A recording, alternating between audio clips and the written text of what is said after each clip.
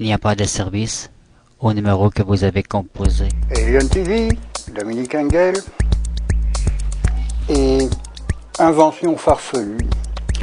J'ai décidé de faire une série de personnages avec des personnages abandonnés.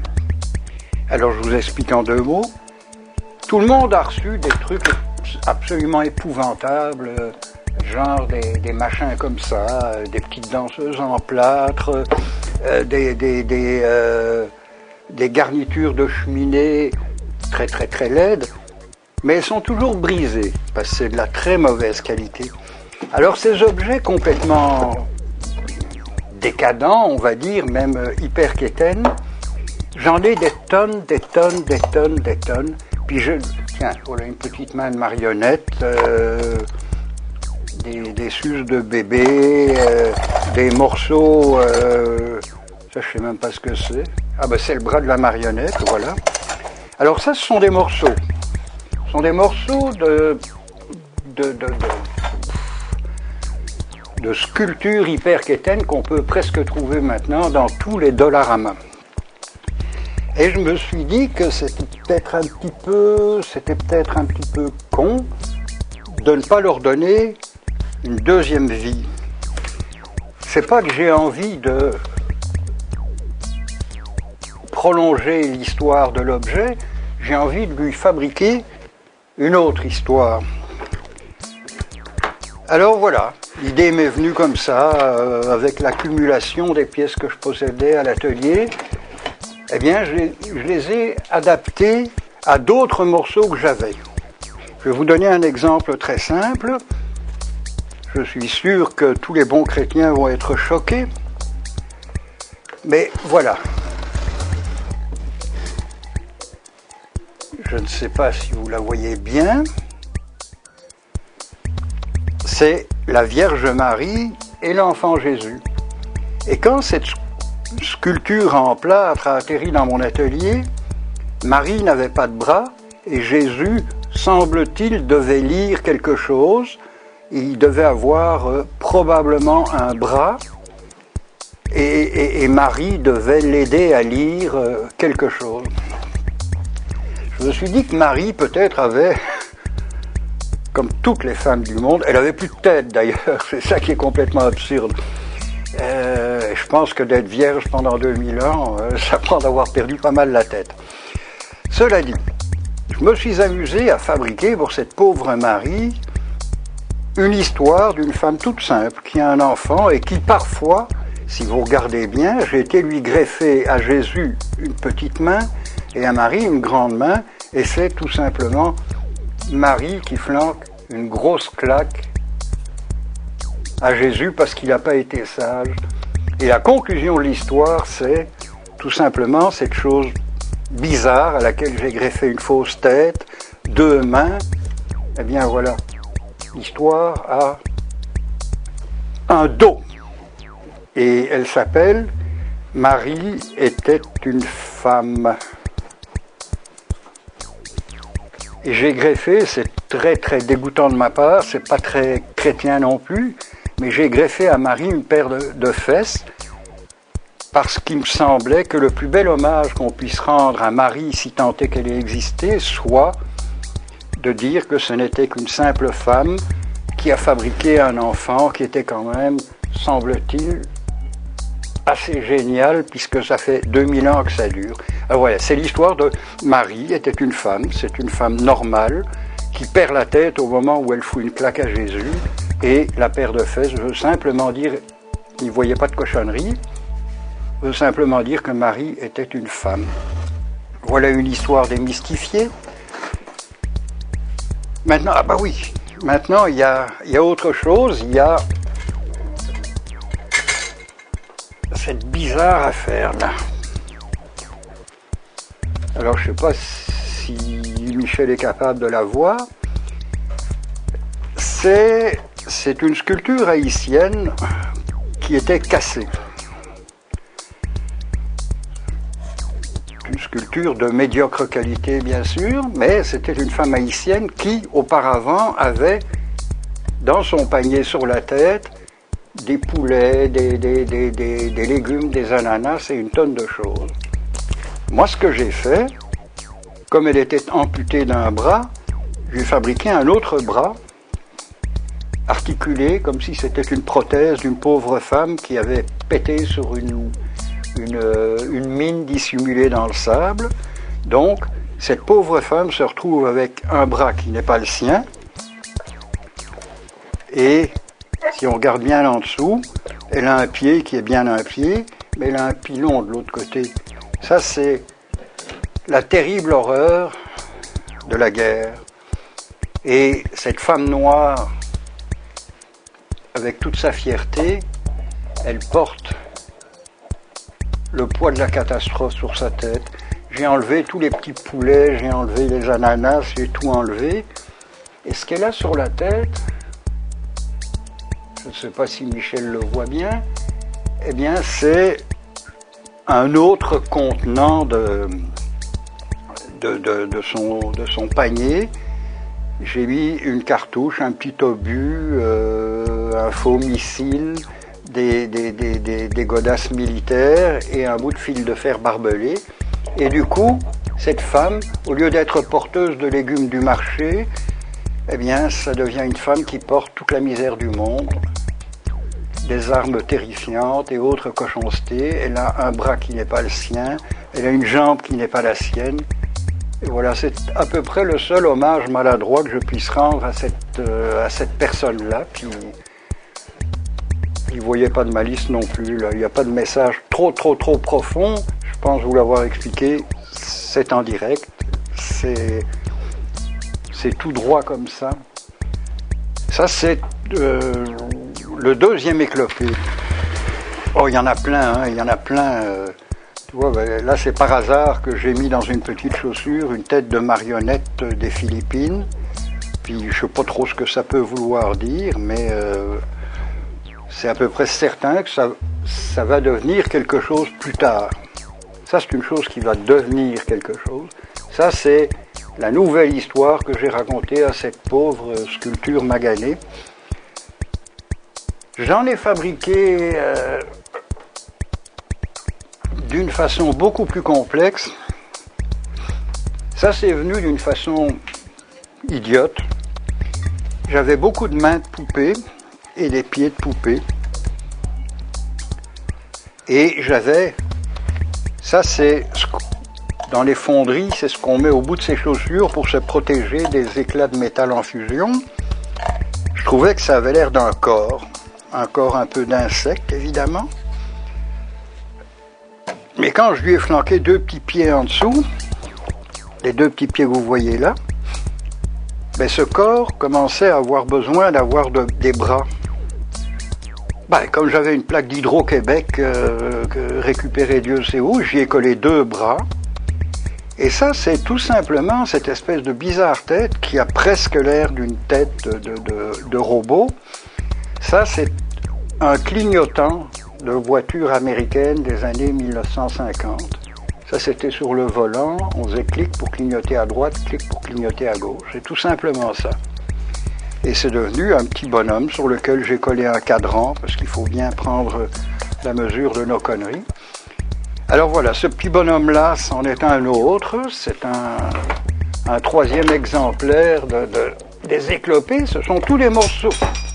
Bon, ben oui, je casse tout, là.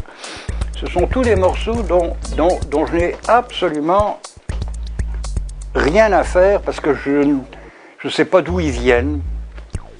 Et finalement, j'ai décidé d'en faire quelque chose. J'ai décidé de faire quelque chose de ce personnage-là, qui, lui, devrait venir d'Amérique du Sud. Mais je ne peux pas vous dire d'où. C'est un ami chilien qui me l'a donné, mais il était tout cassé. Alors, je l'ai retapé avec de la broche, avec des petites plaquettes de métal. Il lui manquait un bras, ben, je lui ai fait un crochet. Et comme le bonhomme avait l'air tellement déshydraté, j'avais un petit entonnoir qui vient de Dollarama. Le petit bonhomme avait l'air d'avoir faim, il avait l'air d'avoir soif. Eh bien, la dernière goutte d'eau qu'il verse sur son petit désert de sable, c'est sur des fourchettes pour qu'elle pousse, parce que c'est avec les fourchettes qu'on peut manger. Le message est simpliste, mais le message est là. À mon avis, je vais avoir des commentaires désobligeants, mais c'est pas plus grave que ça. J'accepte ma maladresse. Ça, c'est tout à fait autre chose. Ça, c'est un petit dieu qui, je crois, vient du Mexique. Et vous voyez, le petit dieu, j'ai été obligé de lui flanquer des pieds parce que c'est un petit dieu en médiocre matière, c'est du plâtre. Alors j'ai recollé vaguement une patte du bonhomme. Je lui ai flanqué un pied, je lui ai flanqué un deuxième pied. Et comme il lui manquait un bras, je lui ai flanqué le bras d'un trophée. Un trophée ignoble en ferraille moche qu'on peut avoir quand on a gagné une ronde de golf ou un match de baseball dans une ligue de garage. Alors ça, c'est un bras de trophée.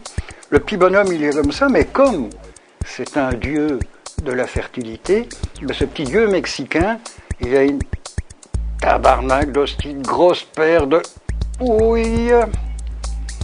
Et cette chose-là s'appelle « In Guts We Trust ». C'est marqué derrière.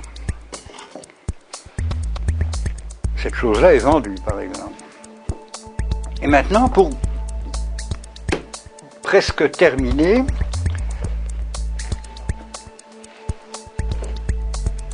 un silence.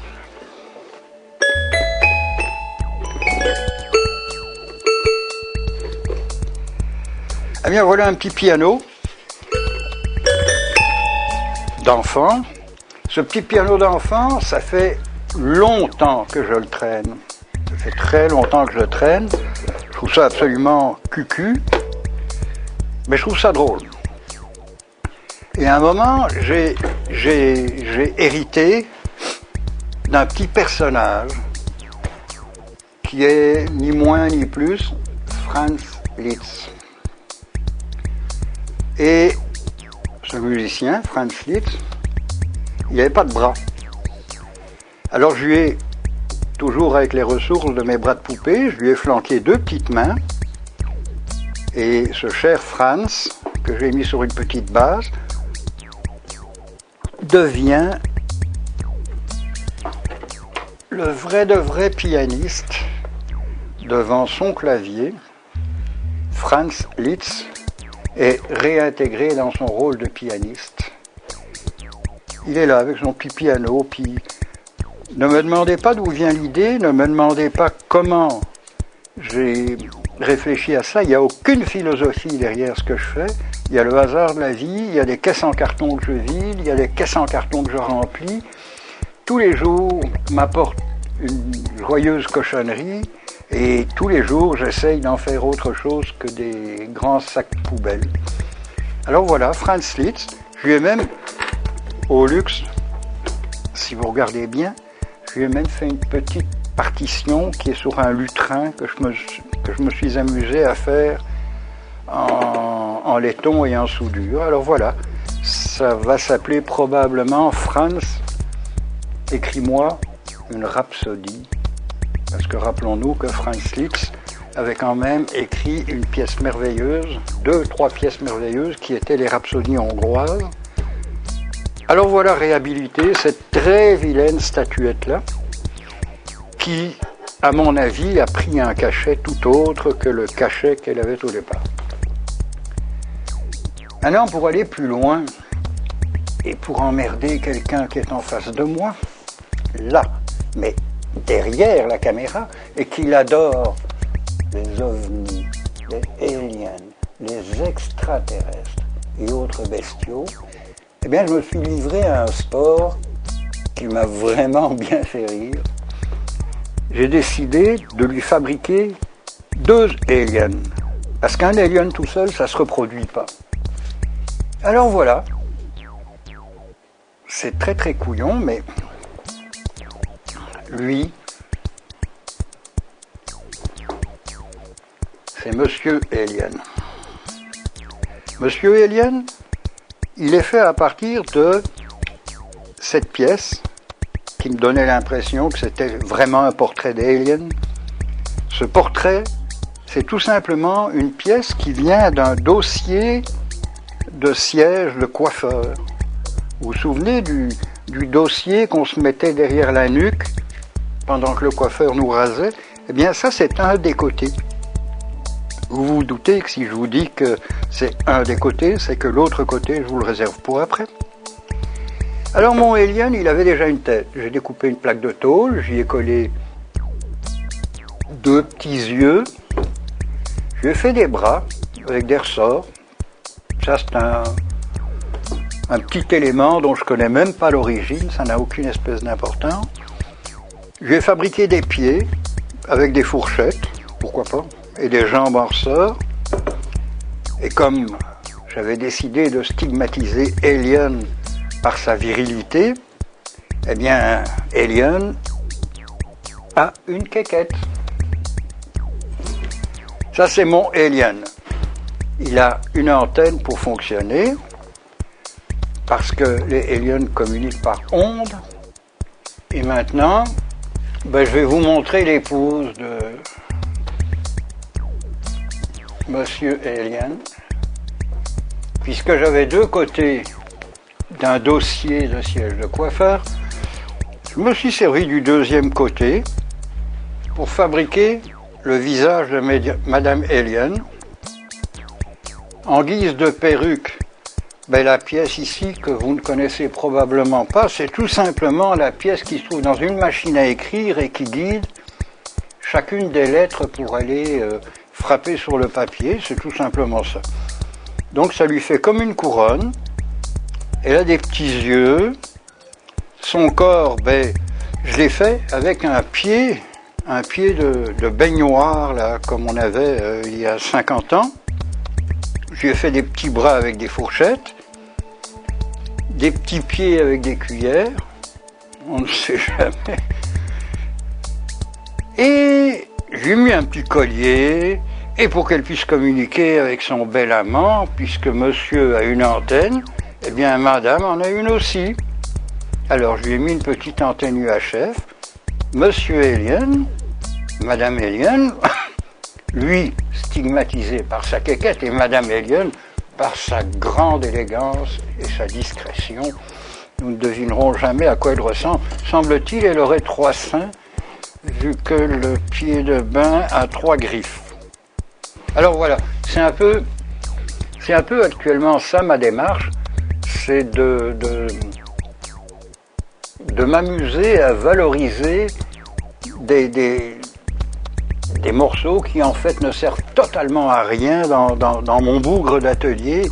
Là je suis parti sur une idée avec cette espèce de curieux coquillage, mais je ne sais pas du tout ce que ça va devenir. J'ai ici probablement un futur bedon rond qui est une carcasse de tortue très très laide, peut-être bien que la tête de marionnette des Philippines va atterrir là-dedans plutôt que dans la petite chaussure. Je ne sais pas, je n'en ai aucune idée. En tout cas, si ce petit parcours de mes personnages inanimés, mais animés de bien mauvaises intentions, puisqu'elles sont toutes, à mon avis, réputées véhiculer un message. Alien n'est pas tout seul dans son univers. Alienette n'est pas toute seule non plus, ils ont l'air de bien s'aimer.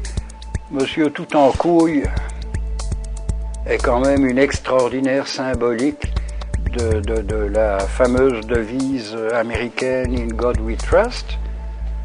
Marie, notre belle, dirons-nous, haïtienne amputée avec une jambe de bois, Franz Liszt. Je sais pas trop. Ah oui, le petit monsieur ici qui... C'est pas un entonnoir, je me suis trompé tout à l'heure, c'est un arrosoir. Alors bon, dans sa dérision, il y a le petit monsieur qui est là, il y a la noire, il y a le monsieur tout en couille, Et voilà, je continue. J'ai décidé de faire une aimable série de personnages, je sais pas du tout d'où c'est venu, Tout ce que je peux vous dire, c'est que c'est pas encore fini. J'ai pas épuisé la veine. J'ai encore des boîtes et des boîtes et des boîtes de cochonneries. Alors, ce sera tant pis pour vous. Les prochains objets déconnants non identifiés, ben, ils vont sortir de mon atelier. Puis lui, oui. Lui, c'est ça. C'est en fait lui le géniteur de la série parce que c'est un peu à cause de cette pièce-là que j'ai décidé de faire un petit bonhomme avec son cadran sur le dos, ses mains, son petit pinceau pour lui donner un petit côté un peu poète, ses deux petits yeux, puis son espèce de houppet à la Tintin. Ça a été le premier. Maintenant, quel sera le dernier? Si Dieu me prête vie, vous le verrez sur Eliane TV. Bilodo d'un côté, Engel de l'autre. Et laissez-nous des commentaires, ça nous fera toujours plaisir. Invention farfelue. ElianeTV.org comme orgasme. Mon cher Eliane. Voilà, ben c'est tout pour ce mois. Quand l'imaginaire sera de nouveau au rendez-vous, quand il y aura des objets un petit peu plus complétés ou un petit peu mieux améliorés, ben on vous les présentera. Ce sera la suite des éclopés. Bye à tout le monde. Si on ne se revoit pas d'ici Noël, bon Noël. Si on ne se voit pas d'ici Pâques, joyeuse Pâques. Et j'espère bien vous voir avant la Toussaint. Salut, bye.